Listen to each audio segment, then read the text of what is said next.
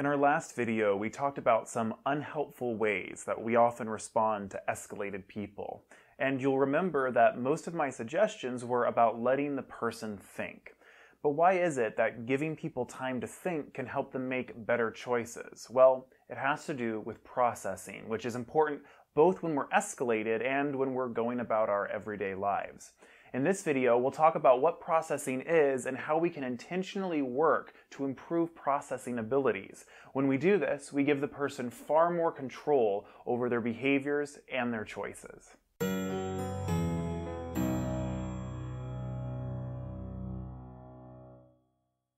When we say processing, it can mean different things depending on which area of the brain we're talking about.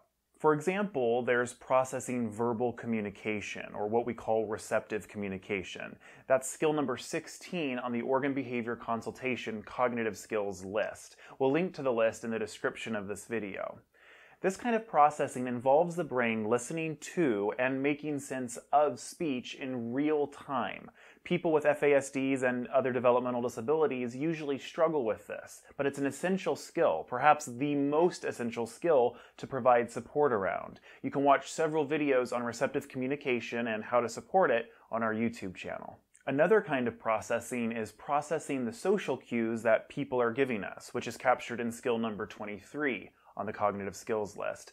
If I'm talking to someone, my brain is constantly processing their response as we interact, and I can adjust what I'm doing or saying as needed. This ability can vary in people with FASDs, but usually it's difficult, especially when they're younger. We also have general processing of situations around us, and that's really what we're talking about today. At every waking moment, our brains are determining what's going on and if we're safe.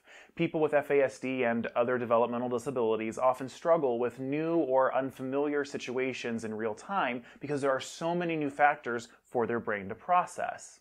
Now, when you struggle to know what's happening around you, it often leads to anxiety, frustration, overstimulation, or escalation. Let's think about the person you're supporting and the behaviors they struggle with.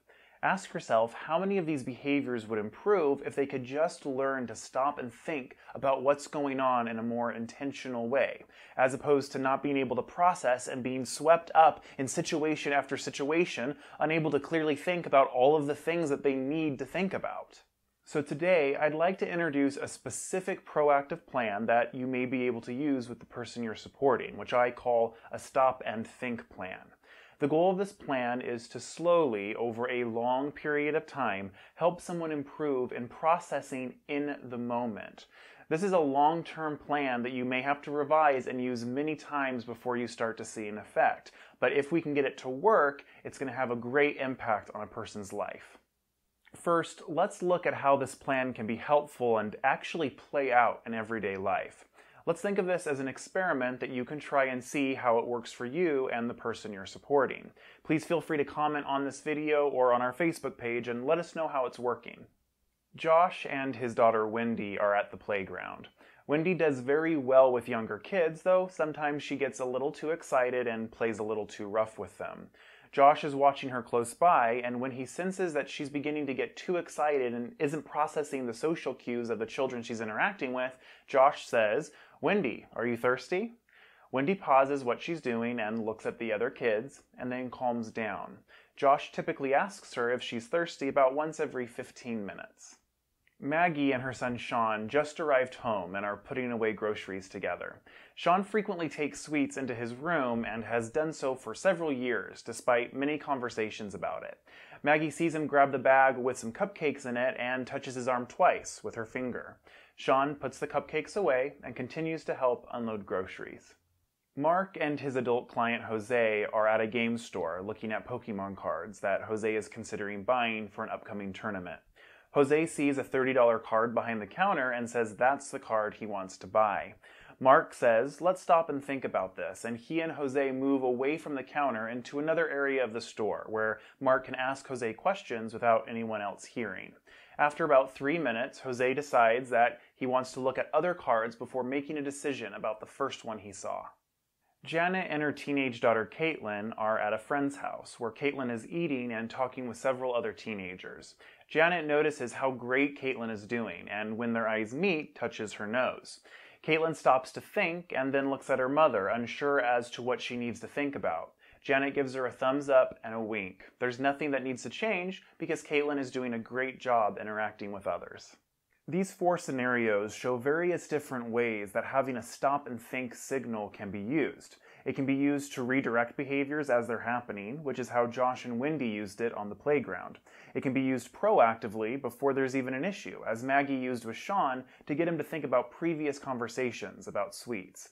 It can be used to help with executive functioning skills and decision making, as Mark and Jose showed us in the game store, and it can be used to reinforce good situations, as Janet did with Caitlin at their friend's house. So, how do we set up such a system? Well, you talk about it and make a plan ahead of time, which we refer to as proactive conversations and proactive plans. We have several other videos on this process on the channel, so I won't talk about it here.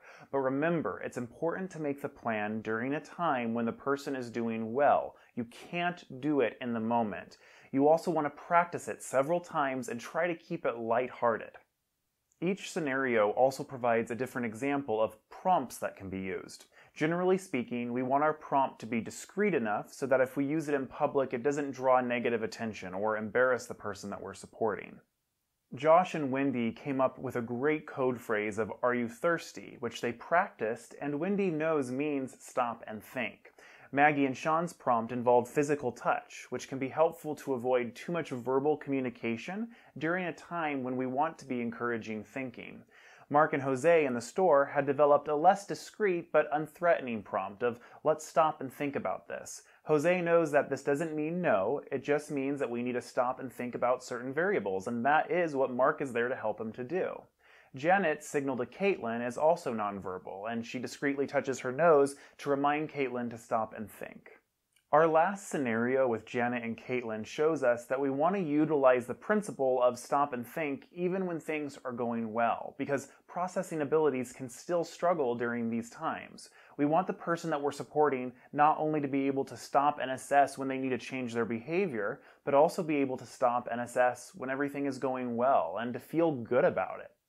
Again, our goal here is that by intentionally prompting the person we're supporting to be mindful of what's going on and to stop and think, eventually they'll develop an improved ability to do this all on their own. And everyone's different. Maybe some people will improve to the point of prompting themselves all in their mind, or perhaps they'll develop their own visual prompts which they can use in their everyday life, like a bracelet they wear or a recurring reminder on their phone, and it prompts them to stop and think.